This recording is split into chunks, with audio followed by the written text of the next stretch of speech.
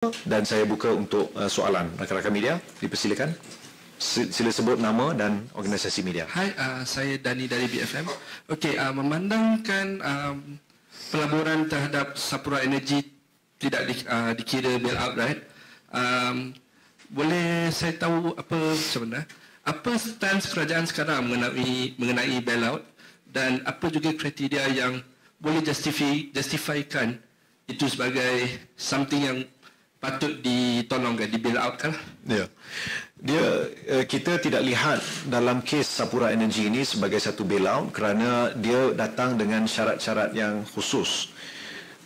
Daripada pelaburan PNB sebanyak 1.1 bilion ringgit, ini dalam bentuk redeemable convertible shares yang boleh sama ada ditebus kemudian ataupun diubah suai, ditukar menjadi saham yang dipegang.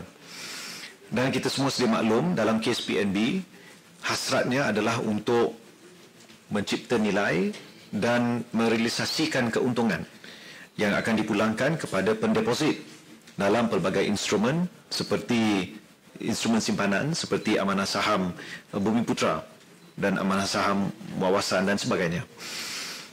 Maka syarat yang dikenakan adalah antara lain dana ini digunakan khusus untuk menguruskan tunggakan dan juga beberapa tunggakan yang perlu dibayar oleh Sapura Energy kepada lebih 2,000 vendor, yang mana 80% daripada vendor-vendor ini adalah vendor-vendor Bumiputra.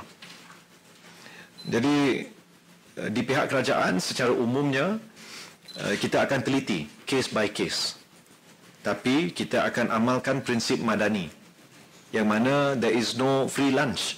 Ini bukan duit percuma. Kita juga sedia maklum bahawa proses ataupun management dalam Sapura Energy telah mula berubah. Ya, dan pada hari ini dia ada CEO yang berbeza, pasukan yang berbeza. Jadi dari segi itu kita nakkan Sapura Energy berada di satu kedudukan yang lebih mapan, sustainable. Dan amat penting dari segi strategi untuk Sapura Energy terus memainkan peranan dalam bidang oil and gas. Tanpa ada Sapura Energy sebagai contoh, apakah kita bersedia untuk menggunakan perkhidmatan vendor-vendor asing?